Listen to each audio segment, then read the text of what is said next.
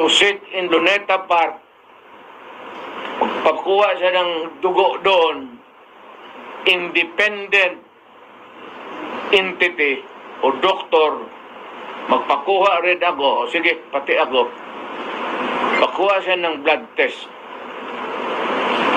Yan, that is how the way it is disproved. Itong fentanyl po, Mr. President, it is prescribed by a doctor, may prescription yan.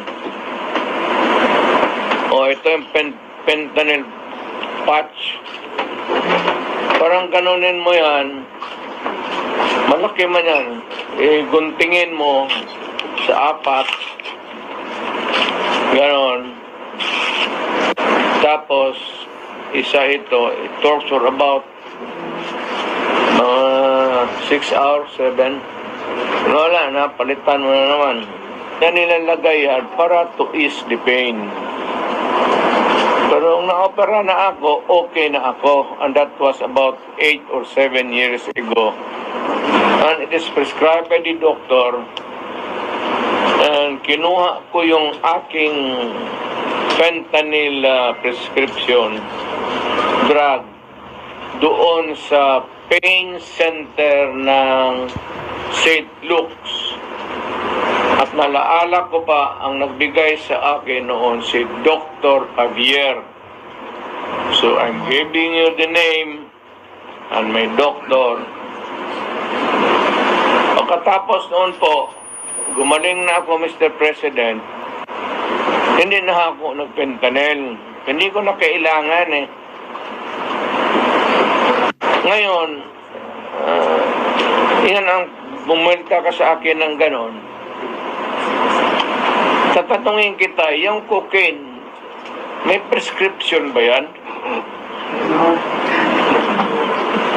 Saan mo kinukuha yung supply mo? Alam ko at tao nung dumadala sa dyan sa Malacanang. Body-body mo yan sila. As a matter of fact, yung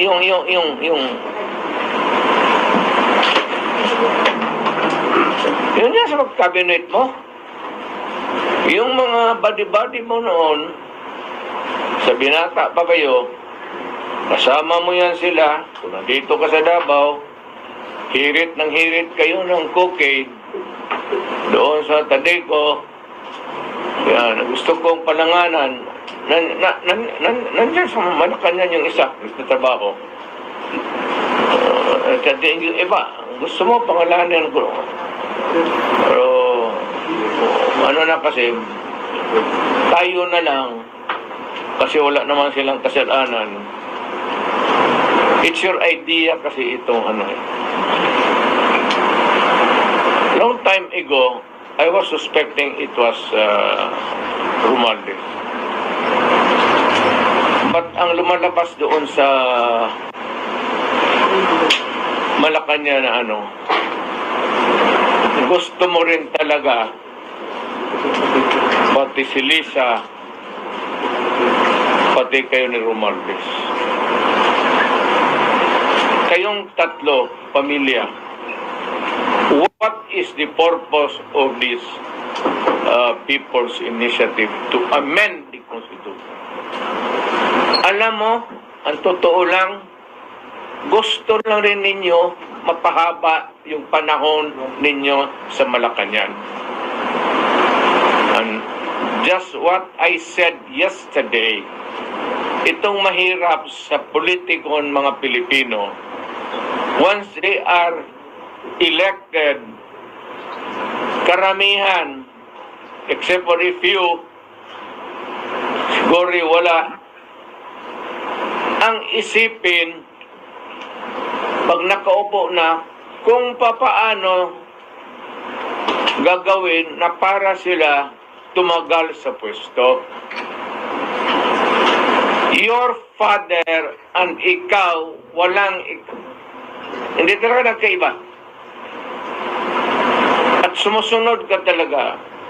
And I said that if you continue, if you do not stop this nonsense, you will go out of Malacanang the way exactly when it happened during your father's time. Maniwala ka sa akin. Huwag ka mag-asa niyan sa military na sa iyo yan. Hindi sa iyo yan. Pagdating sa panahon magkagulo, they have to intervene because there will be bloodshed. And of course, you have to keep order in this country. Pero ikaw ang nag-umpisa sa nagulo, hindi kami. Ang inyo lang naman is to side by side presidential, Republican, presidential type of government, i-immerse niyo. Tapos, existing yung mga officers, so ang speaker, si Romualdez, he becomes the prime minister. Ikaw gawain ka ng ceremonial president. Tapos, after a few years, kung hinog na yung anak mo, gusto mo nang ipasok na naman. Yan ang nakaproblema, ma'am. Huwag ninyong gawain yan. Ferdinand Marcos, huwag mong gawain yan kay pumalpak kayo dahil dyan. Milagro na lang na binigyan kayo ng pagkakataon ng Panginoong Diyos na maupo lang naman sana ng madaling panahon and to redeem your name. You are not doing anything to redeem your name. You are there, nagkakalat ka, and maybe suffer the same fate. Hindi mo talaga madala. Maniwala ka. Take it from me. Kaibigan tayo.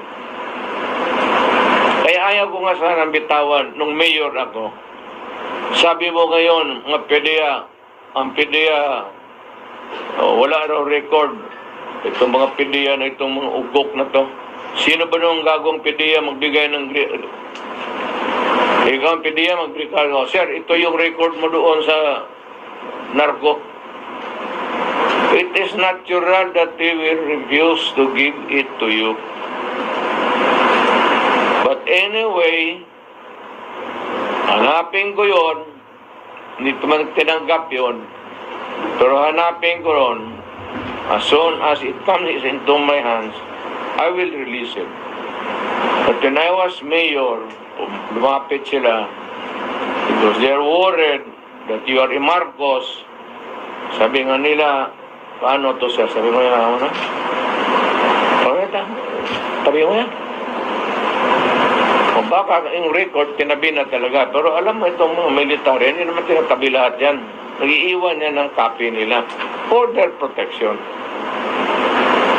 Nandyan yan. Maghintay ka lang. Yan ang problema. Hindi siya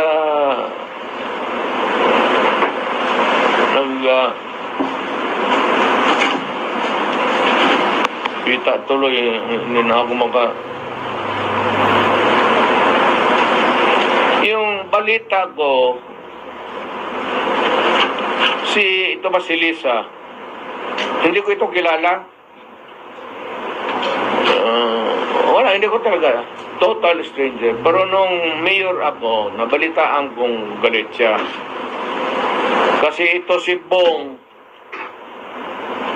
lumapit sa akin. Bongo!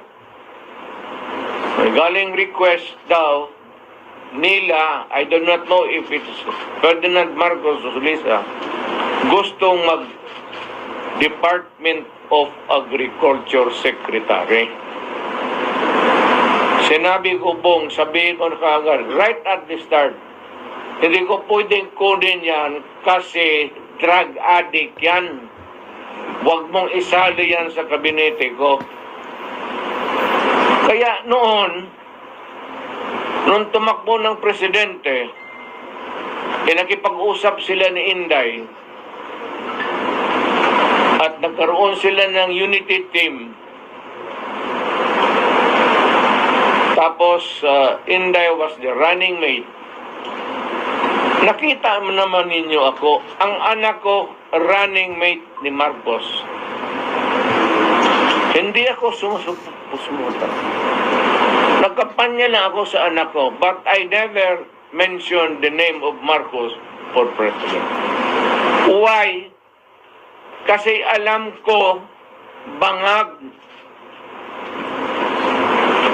Dalawang beses yun sa Agriculture Secretary, pati yung suportahan. Hindi pa rin yun. Magtataka. Ng anak ko, running mate niya.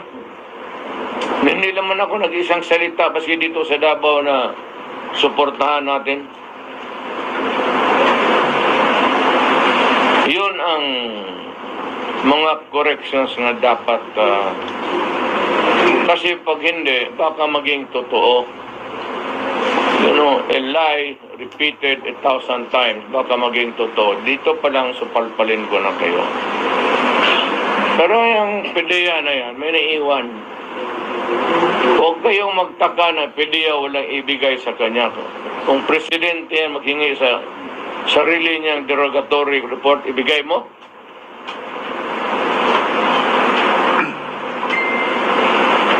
Siyempre, magsabi talaga wala. Tingnan mo, pag nawala na si Marcos, di ba maglabasa na naman yung lupuhan, yung PDEA. Hindi marunong sila yan sa public office. May accusation sa iyo. Then you have to disprove it. It is not for me to prove it. Hindi naman tayo party litigants dito. I am not the plaintiff and you are not the respondent. Ano ka man? This is governance. Pag sinabi, Mayor, balita namin, magdanakaw ka. Hindi totoo yan. At matakbo ako, malinis ang budhi ko, ganito, ganito. Then, try to disprove it. It is stupid for them to suggest that I prove it. I am not a public official. But that, itong si Bongbong Marcos, drug addict, has been there since at the beginning of his term. It is going around the country at alam ninyo na ganun ang biruan. Huwag na tayo magbulahan. Bula-bula pa. Alam mo ninyo na lahat nagsasabi, pati military nagsasabi. Mayor, Are you challenging Excuse me. Mayor, Let us allow our mayor to finish his discourse before we open the forum for questions. Alam mo, wala talaga kaming away ni Bongbong. Wala akong nakita sa kanya worth na fighting for. Wala, mabait eh. Doon nga ako nakasabi ko, I dread this moment that it would come to say it in public. Na noon sabi ko, nagdudruga siya, sinabi ko na yon. Na hanggang ngayon, we have a sitting president who is a drug addict. Now, how can you now rally the people behind to observe the law, pati yung mga PDEA, pati yung mga police, pati na military? How do you expect people now? And may I ask the president, bakit ka pumunta ng Germany right before the campaign? Bakit ka napag-rehabilitate doon?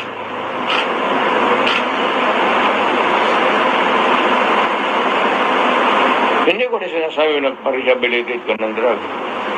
But bakit ka pumunta doon at pumasok ka ng rehab center?